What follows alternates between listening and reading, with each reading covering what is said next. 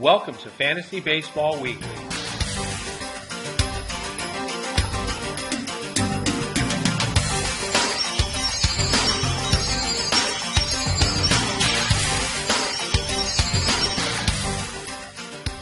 Welcome to Fantasy Baseball Weekly, the weekly radio show brought to you exclusively to help you win your league. You can catch us every single day on Max Sports channels and on Baseball Talk Radio.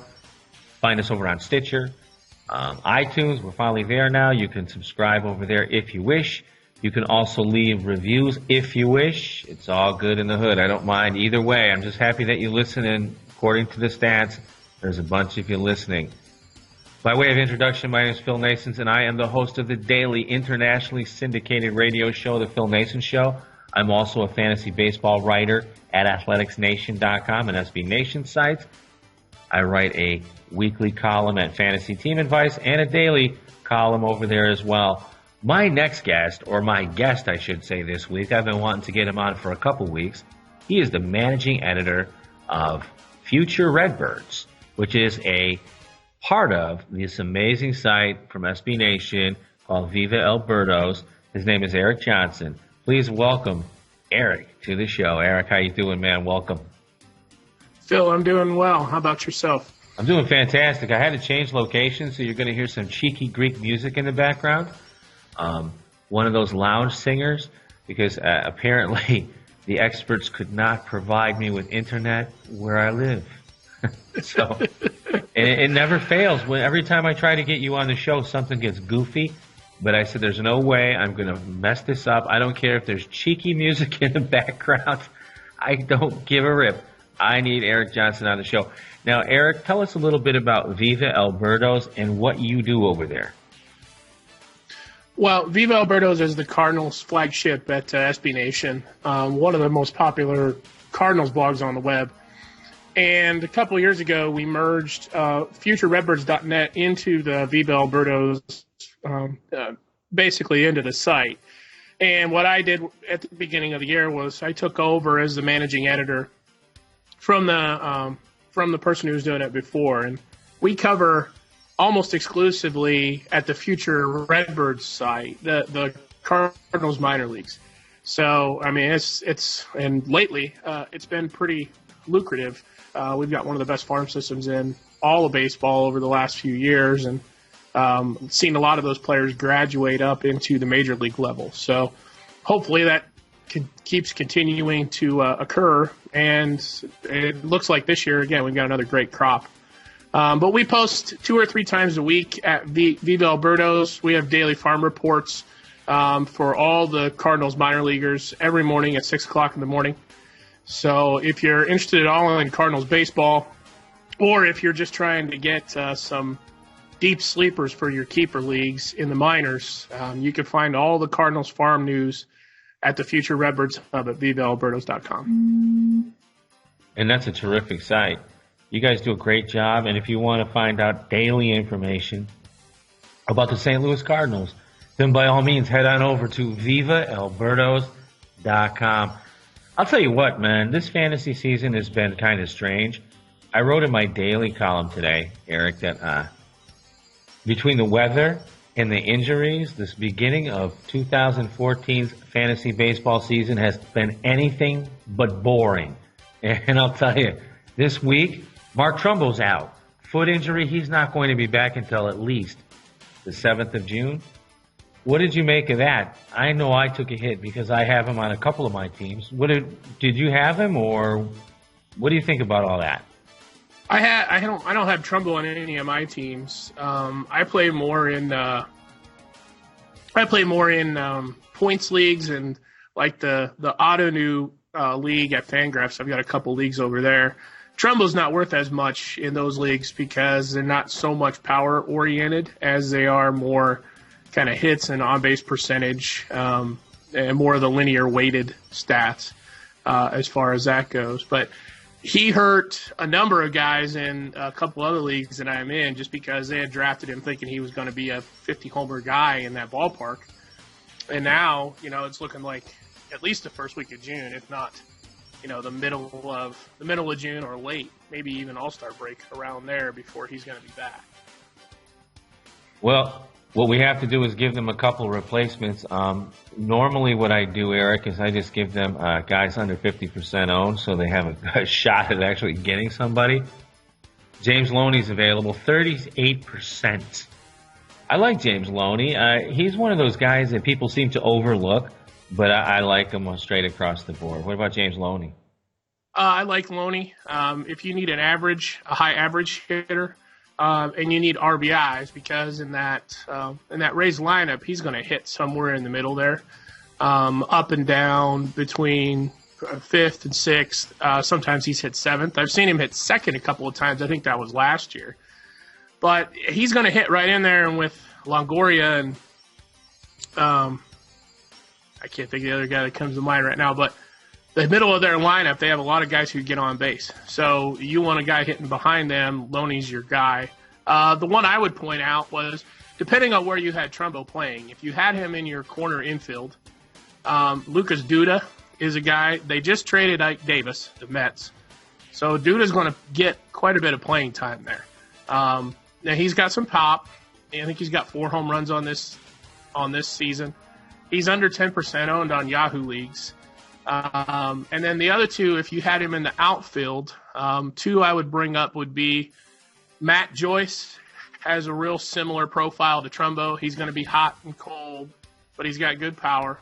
And then the White Sox have had a few injuries in the outfield, which means Diane Viciedo, again, is kind of back in the foray. They were essentially kind of parceling him out and getting him less and less playing time. But now with all the injuries they've had in their outfield this year, he looks like he's going to probably be an everyday guy for them the rest of the season. Those are all good pickups, man. All of them. I had Lucas Duda on my list, too. I'm a Mets fan. He's not going to get a lot of RBIs, though. I think last year he hit like 10 home runs and had like 14 RBIs. But he is going to play every day. If he doesn't play, there's another one over there. Josh Satin will probably get a few at-bats over there as well at first base. And keep in mind that Lucas Duda is also dual eligible, just like Trumbo. And he is outfield eligible as well, so you can keep that in mind. You know what? You can also probably, because Chris Davis is out now until the 11th, you know, Corey Hart's also dual eligible and available less than 50%. Nick Swisher out there is available. These are all dual eligible guys. I like Diane Viciedo, though. I think he's going to have a lot of opportunities there, and that's a good thing because those are the kind of guys you make your money off of in fantasy baseball, right, Eric? Yeah, if you can pick up guys who have dual eligibility, they're going to give you a lot more flexibility and utility. Normally, you see guys like that in the big leagues. Big league rosters generally have a guy who's kind of a first base, third base, outfield type of player who can fill in some different areas.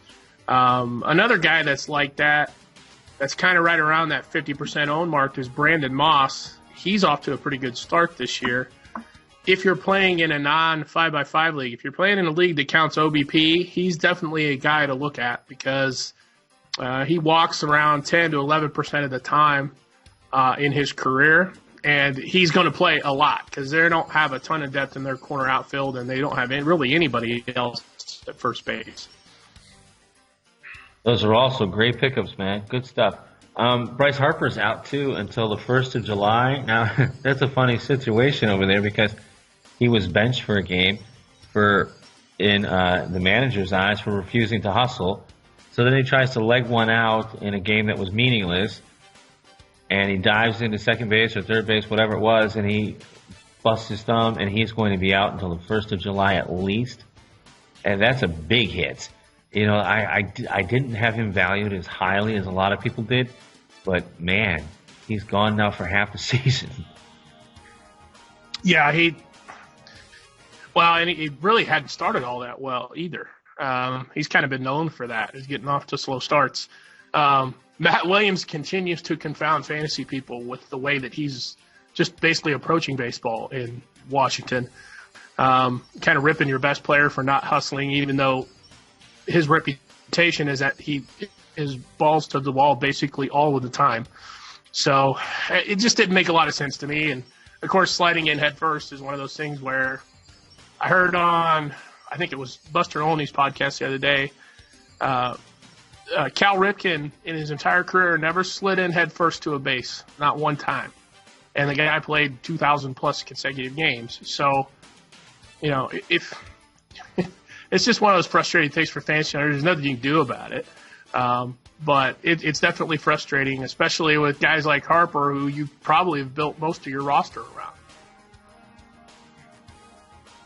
Yeah, they probably paid a pretty penny for him too, and that's not cool. But there are replacements for him as well. You can look, like Eric said, to Matt Joyce, Dion Viciano. B.J. Upton is less than 50% owned. If you can handle his strikeouts, he could probably give you a little bit of relief, I suppose. But yeah, Bryce Harper, that is a confusing thing. I've always stayed away from him, Eric, and I always try to stay away from the reckless guys. He makes me nervous. And I like what you said about the sliding head first. We used to call it the Pete Rose when I was a kid. We're going to do a Pete Rose. And we would get jacked up. My tennis coach used to get pissed at me for doing that. He said, "You're going to blow out your wrist, you idiot." I said, "Come on now, it's not so bad." But we have other injuries. Russell Martin is out until the 11th of May at least. His leg is bothering him. A couple guys I like a lot are Carlos Reese and Yan Gomes are both available in less than 50% of ESPN leagues. Do you have any catchers that you like? Yeah, I do. I just wanted to hit on a couple things with Harper. First of all, the Upton, BJ Upton, if you can take the hit on batting average, he's not a bad pickup because he's going to get you some steals and he's probably going to hit some home runs. He's going to play. A couple guys I like a little bit better. Josh Reddick for the A's has really had a good couple of weeks, and May is one of his best months career-wise in terms of hitting. And then Marcelo Zuna, for some reason, is only owned in 33% of Yahoo leagues, and he's like a top 60 player right now. Not just for outfield, but just overall. I think he's got 4 or 5 home runs. He's going to play every day for them. So those are two guys to if you're looking to replace Harper. Reddick, more of a spot guy. I mean, he'll give you a couple good months, and then he may be, he's not somebody maybe wanting to start after that. But Ozuna is young. I think he's 22 or 23. He was a rookie last year, got pulled up from Double-A and sent back down. But he's part of their long plans with Chris in their outfield. So, and that'd be a guy to put, especially in a keeper league, might really pay off down the road. In terms of catchers, I like Carlos Ruiz a lot. Chooch has been a stable fantasy catcher for a very, very long time.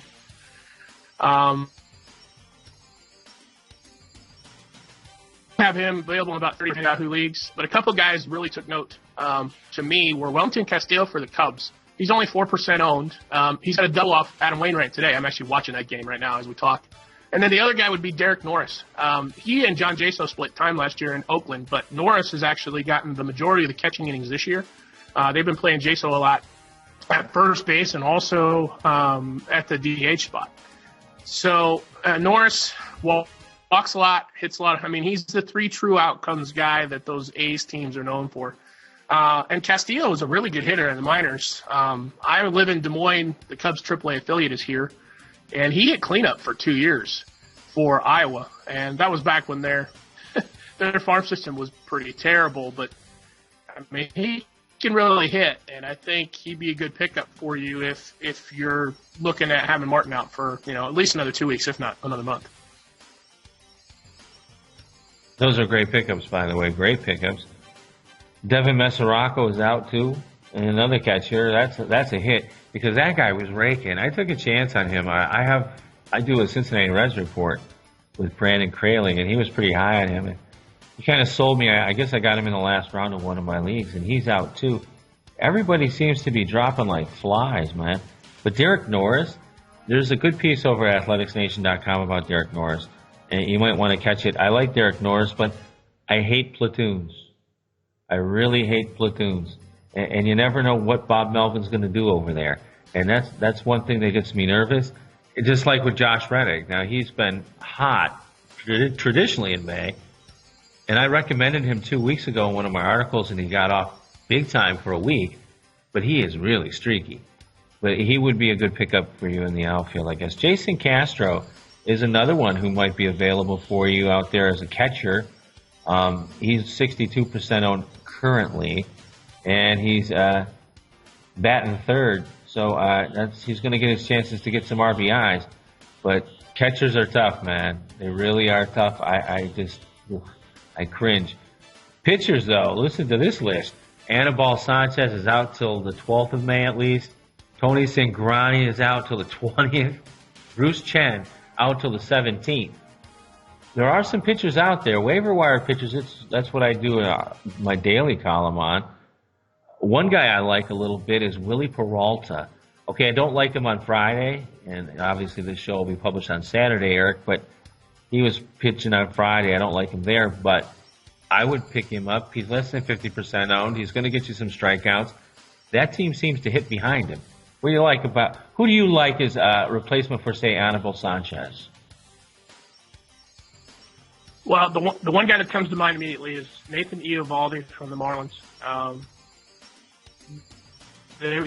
He picked him up in a trade when they made their a couple of years ago from the Padres, and he wasn't a very good pitcher over there. He'd shown flashes a little bit in the minor leagues of some high strikeout rates, but he was always really wild. Over the last 2 years, and the big tip-off for me for E12 was Doug Thurman over at Baseball Prospectus did a piece on him basically stating, look, his posture has improved so much that it's really helped his command. He's striking out almost 10 guys per nine. And he's owned in, I think, 35% of leagues right now. So that'd be a guy, that would be my first pickup. If he's available, I would go grab him because you'll probably end up keeping him long term. Another guy would be a Met, John Neese. He was a kind of a B+-ish prospect a few years back. He's kind of struggled with injuries and some inconsistency, but he's been really good so far this year, and no one's really taken notice yet. He's only 16% owned. The weird thing about this year, Phil, is how good the average pitcher is, especially in the National League. I think the average pitcher in the National League per FIP right now is like 330 or something, which is just insanity. So some of these guys who would look really good 2 or 3 years ago, like they're below average pitchers right now. It's crazy to me. Sure is. Really is. I like Colin McHugh a little bit. He's a former Met, sort of. I like him a little bit. He's been around the league a ways, hasn't he? He sure has, but he pitched a beauty this past week. And I think he's trying to right the ship. He's in Houston, which is a difficult place to be. But Colin McHugh's 41% owned at the time of this recording. He might be a good one. You know who else I like is Jason Hamill from the Chicago Cubs. Now, he's 57% owned, but he's come through as a streamer for me like 3 times in a row now. And I really like that guy a little bit. And let me see who else. Ian Kennedy is another one people are grabbing at because people have to. Now, normally I wouldn't recommend Ian Kennedy for very much. Maybe a streamer if I'm desperate. But he's someone that you have to almost consider with the way these pitchers are dropping and the things that you mentioned with the average line of the pitchers. So those are good ones. You know who else is good that people aren't looking at? Is Robbie Ross over in Texas. Yeah, Robbie Ross has pitched really well. The issue with Ross is, does he stay there when they get Derek Holland and Feldman back? Because they're going to get 2 good starters back that are going to join their rotation here in the next 3 to 4 weeks probably. So is he going to stay in the rotation? Because they've got some bullpen issues too, so they may push him back into the bullpen. I like Jason Hamill as well. The walk rate this year, he walked around 3 guys per 9 innings last year. He's lowered that almost a full walk per 9 this year. The only thing that would scare me off a little bit is he goes through real stretches where he's a fly ball pitcher. And, man, you do not want fly ball pitchers in Wrigley in June. It becomes a launching pad June and July. So it's just something to be aware of. He's probably going to give up some home runs. The other thing to be concerned at with him is right now he's only allowing a 143 batting average against, but the batting average on balls in play against him is sitting at 138. So he's going to regress really hard, probably. He was one guy I was looking at last night prepping for this, and you look at the peripheral stats, and it would just warn me off of him considerably. Because my guess is if that batting average on ball and play jumps 100 points, which it could really easily, he's not even a guy you would want to own at that point, much less as a stopgap. Absolutely. I agree with you, but for some reason, he's just been successful for me so far. So I kind of like to ride the pony as long as I can. And that's the beautiful thing. Dylan G's another one who's been out there a while. He's 40% owned. He's pitched really well this season. He just has bad break because he pitches for the New York Mets, one of the worst offensive teams in baseball and the worst organization in baseball. I have to get that in there, too. And I'm a Mets fan. Yeah, well, okay. So, man, who is getting dumped out of that starting rotation when Syndergaard is ready to come out? Oh, geez. I think they're going to make a trade, and I think it's going to be Jonathan Neese. Okay. So you think they're actually going to trade Neese somewhere, so he would still have some fantasy value? Probably, and I think Dylan G may go, too. If and when they bring up Syndergaard, more than likely they will. They'll probably bring up Rafael Montero as well. That's another guy you might want to keep an eye on out there, fantasy owners. Honestly speaking, it's going to probably, if they don't trade him, I guess it'd be Henry Mejia, who's also pitched well this season. So there's a logjam in there. Somebody's going to have to go. The Mets are just so loaded with arms that, and, my Cardinals are kind of the same way. We are so loaded with arms, both in the major leagues and then also kind of the middle and upper minors are just loaded. So, you got to figure, especially with how slim pickings there is for outfielders and corner infielders for the Mets in the minors, that they're probably going to make a deal and try to bring somebody back. That's what I'm thinking, that's for sure. I'll tell you what, this has been great stuff so far, Eric. I'm enjoying working with you. I'm glad that you're here. Let's see. Nate Eovaldi, though, when you mentioned him, I almost cried. I recommended him on a daily streamer, and he got through the first, 5 2/3, and he was just rolling people. And then all of a sudden, boom, boom, and it was over. And I felt kind of silly recommending him, but I think he's going to right the ship. I'll tell you what, Miami's a lot better than people give them credit for. And they can stroke the ball, and especially at home, if you get a guy like this, say at Eovaldi, and he's pitching at home, grab him in a daily streamer, pick him up because he's probably going to stay under 50% owned. I don't care what he does because people don't seem to respect the Marlins, and a lot of people do that. They pick by fan bases and what they like and what they don't. But Eovaldi's my guy, I guess, in a streamer situation. What about Tanner Roark? Washington, the kid from Washington. I think he's going to stick around at least until Fister comes back. What do you like about Tanner Roark? Do you like him at all? All right. I'm actually playing Graph's profile right now.